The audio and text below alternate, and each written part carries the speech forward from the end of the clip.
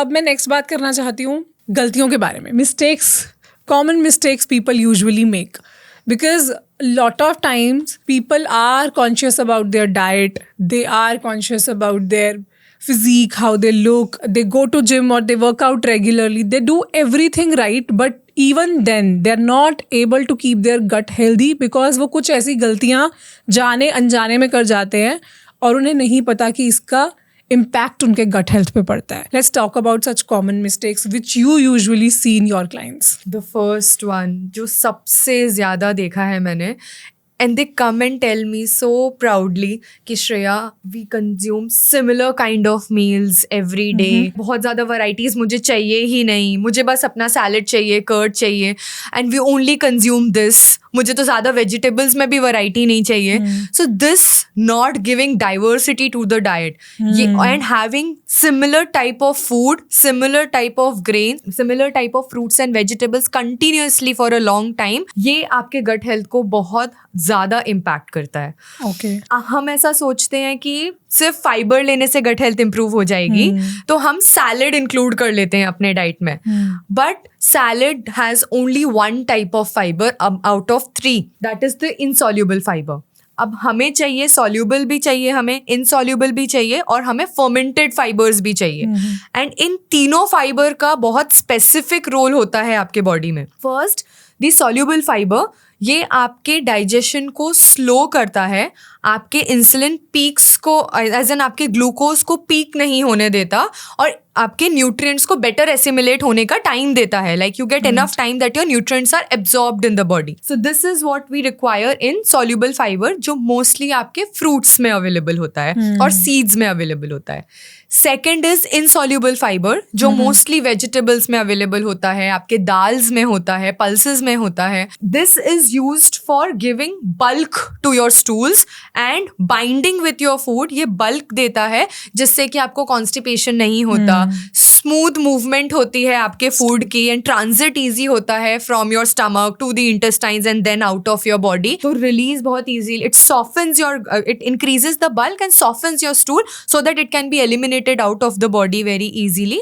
और third, fermented fibre, जिसके बारे में हम इतनी देर से बात कर ही रहे हैं, विच इज प्रोबायोटिक का प्रीबायोटिक. मतलब ये आपके हेल्दी गट का खाना है.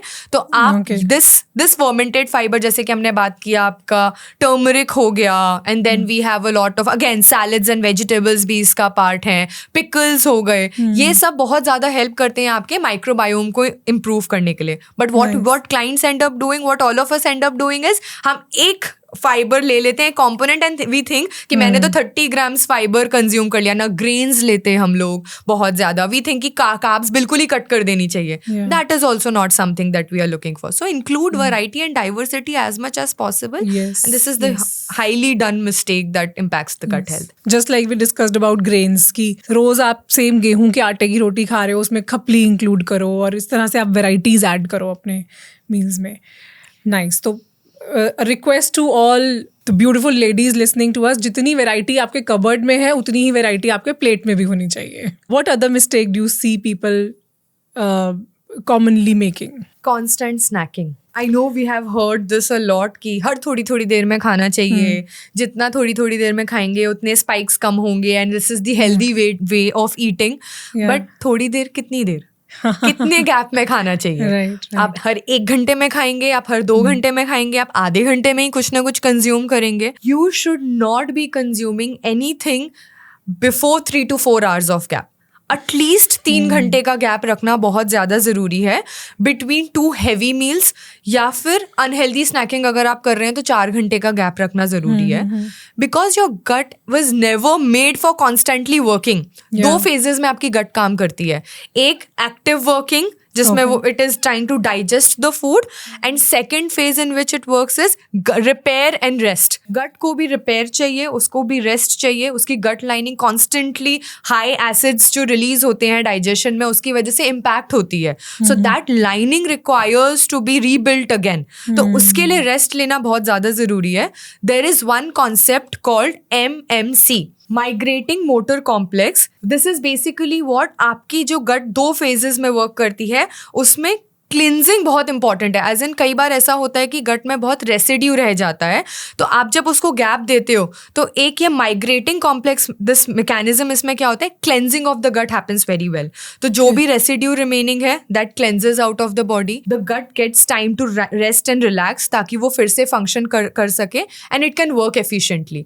सो we need to take care of the duration in which we snack. Thank you so much for watching this clip. अगर ये क्लिप आपको पसंद आई है तो आई एम श्योर कि ये पूरा एपिसोड भी आपको बहुत ही काम का लगेगा. पूरे एपिसोड को देखने के लिए आप हमारे दूसरे चैनल गुंजन शाउट्स पे जा सकते हैं, जिसका लिंक डिस्क्रिप्शन में है.